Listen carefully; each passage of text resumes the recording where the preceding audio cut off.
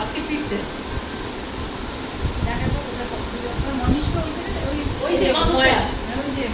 দিদি দিদি কোথায় গেল এখানে এসেছে এখানে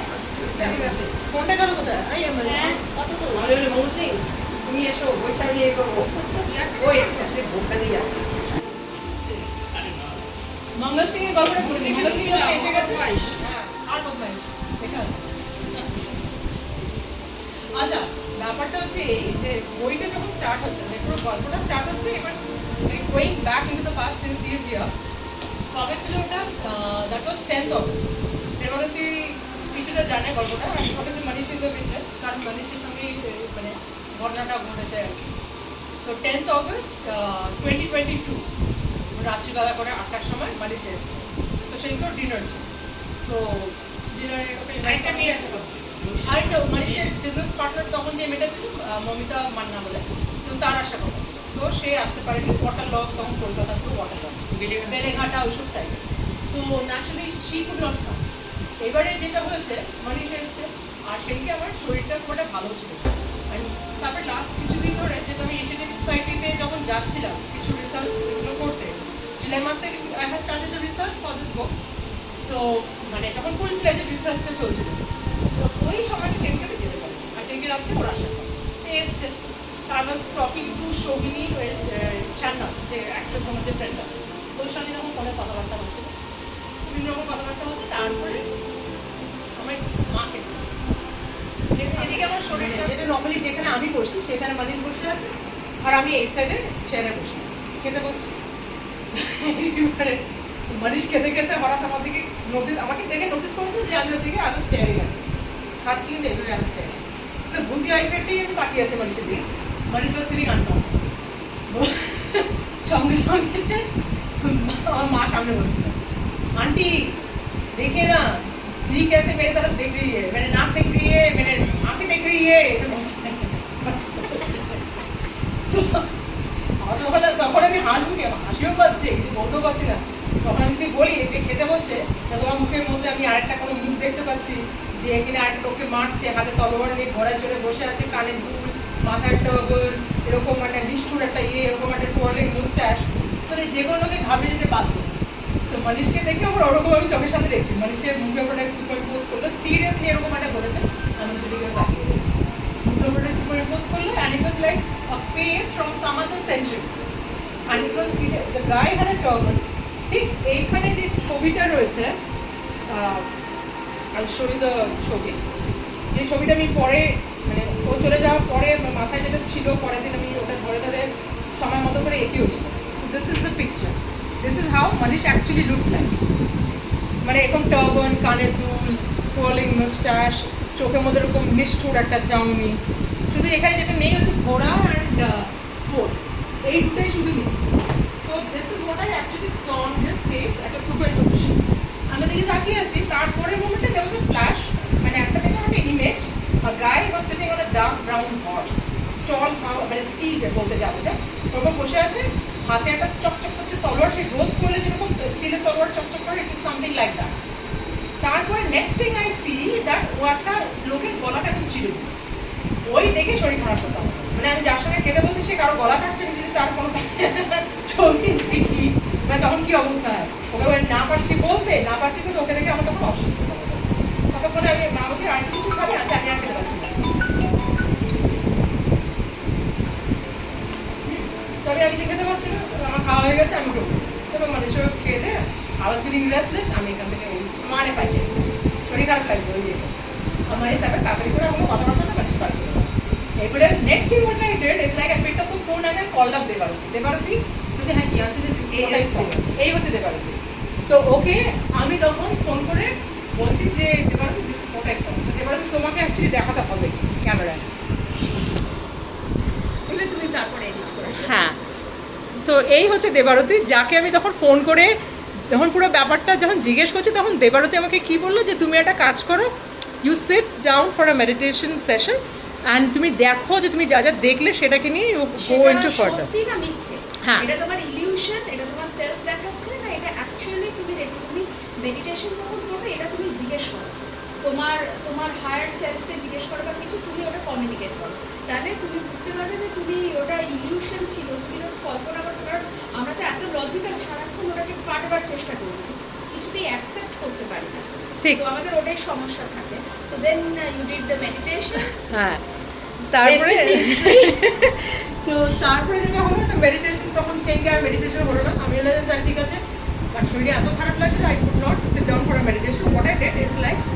যেহেতু আমার সিলভার গ্রাজুয়েট, মানে সিলভার মাইন্ড কন্ট্রোল মেথডটা যেহেতু আমরা শিখেছি অফ মেডিটেশন, তো ওইটা শেখার জন্য we knew the there is a process call dream control. So you can control the basic process of the dream, and you can program your mind in such a way that you will get your answers through the dream itself.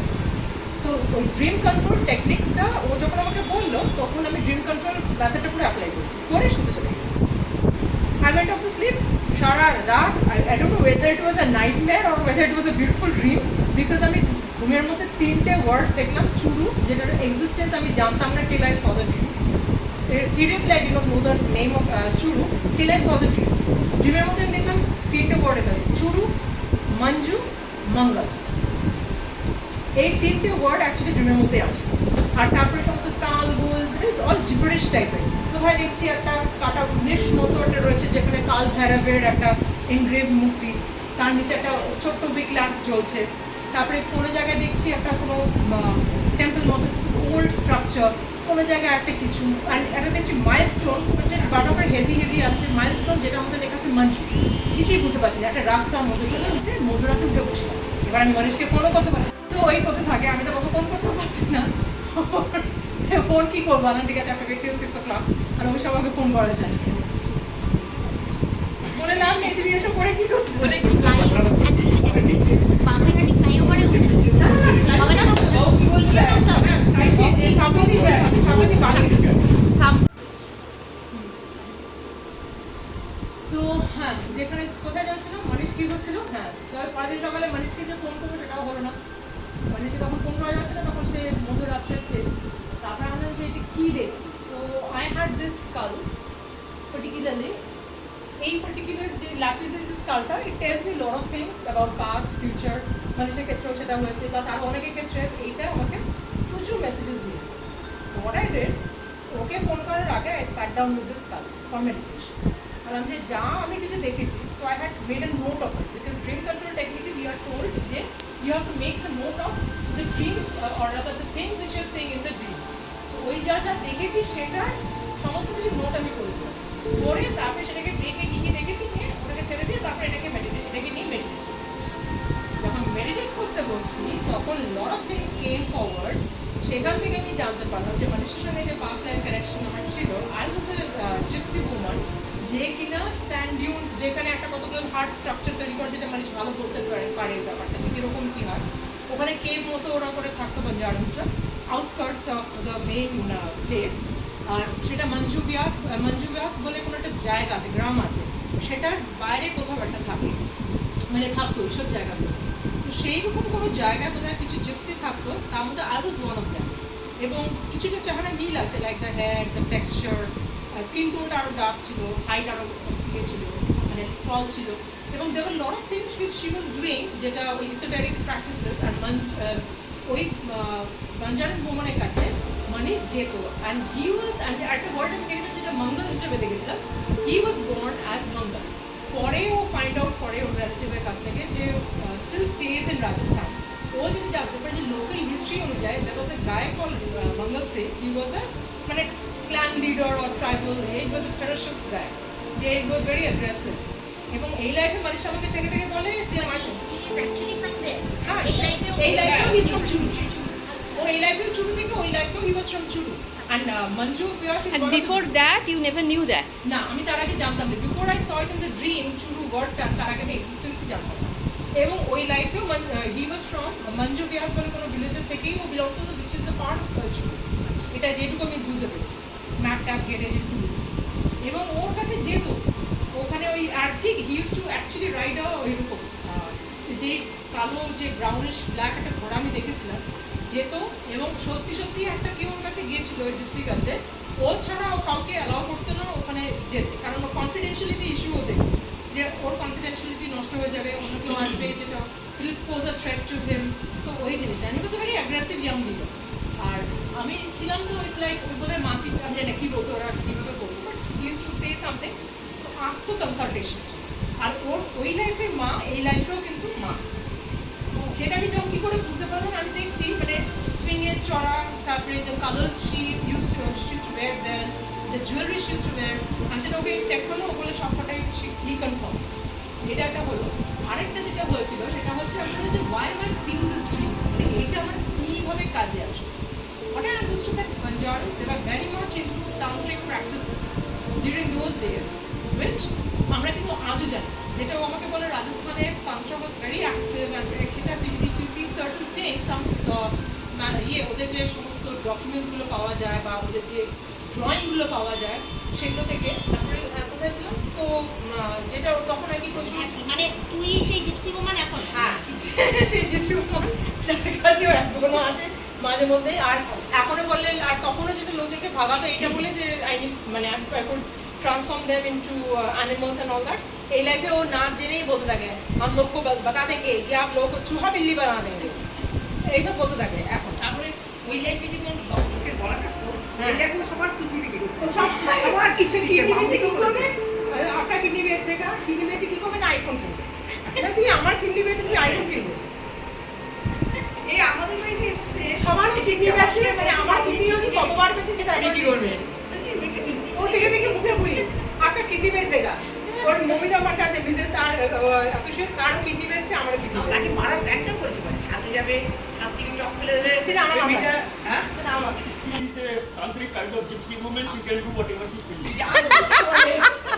এটা fitness আছে তো আর আপনি যদি যে fitness যেটা আমরা জানি না এগুলো যেটা চিগং টেকনিক থেকে we get to know যে how you raise the power or how you deal with energy ওই লাইফে I saw certain things এবং there was 64 stone studded একটা যন্ত্র মতো জিনিস ছিল ওখানে with that gypsy woman এবং that actually made me think যে মানে does this have any connection with the 64 yogini cult সেখান থেকে ওই জিনিসটা আসে মানুষের যে ওই ইনসিডেন্টটা মানুষকে যেটা মনে করানো যেটা actually when I was doing the research at Asiatic Society I was completely ignoring the Rajasthan, the Western Indian aspect. I was focusing on Eastern India, Southern India and Northern India. মানে basically Shaiva Tantra, Asia. I was not focusing on Rajasthan. Okay. Into this incident, it made me think that I had to pick up some material from there. Maybe ওখান থেকে Q নিয়ে I have to go into the rest of the book because starting to that. So this is how the book starts. ওখান থেকে তো থেকে and it was haunting me for the past 1 month. মানে that 1 month পুরো এটা actually haunted me. বইটা starting two খুঁজে পাওয়া যায় there was a lot of research যেটা ইনফ্যাক্ট 2003 তে যেটা আমি লিখেছি তখন I was in Necktown সেখানেও কিছু ম্যাটেরিয়াল ঢুকে যায় পরেও কিছু ম্যাটেরিয়াল ঢুকে যায় কিছু ব্লগস লিখেছি সেখান থেকেও ঢোকে মানে over the years my journey through my previous company যা যা ঘটেছিল সেখান থেকে মানে how it inspired me two right all this various writings সেগুলোও কিছু কিছু ঢোকে সো সমস্ত কিছু ঢুকতে ঢুকতে আমাদের lot of challenges lot of resistance যেগুলো আমি ফেস করেছি over the span of years সেগুলো অ্যাকচুয়ালি রিভার্স মোডে it had help me and তারপরে এইটা তো এই সিচুয়েশনটা তো ছিলই মানে মানুষের ঘটনাটা which actually serves as the introduction to the book tender journey এবং ওখান থেকে ইটস মোর লাইক ঠিক আছে জায়গা জায়গায় এখান থেকে এখানে এখান থেকে এখানে গিয়ে পুরো জিনিসটা এইভাবে পুরো বইটা lot has been done like so it's basically research challenges রয়েছে মানে lot of other strategic aspects রয়েছে how one should face challenges and how one should combat it and how one should overcome the challenges and yet ignore it and then go ahead not be bothered not be suppressed হলো ভেঙে operation ভেঙে বেরিয়ে যাও সে যে field থেকে আসে না professional personal যেখান থেকে আসে না you to overcome you to go ahead এবং take the challenges in your stride if you are being pulled down turn it into your favor. So there's techniques to add to it, like how to mitigate. How to mitigate একটা তো হচ্ছে it is your killer instinct that is a must and there are a lot of things which are mentioned and which can be done as daily practices lot of things there are some kind of rituals so like No, তুই এইটা বলতে পারিস যে whether there was a vision or not, like she said that you are the chosen one. So how did you come to know that you are the chosen one? see সেটা বলতে পারিস। how did I come to know that I'm the chosen one see it's like things happened. When it's like the more challenges I faced, I knew that I had to break the challenges, I had to overcome it. That was one. And that is one thing is for sure. I underwent path life regression therapy.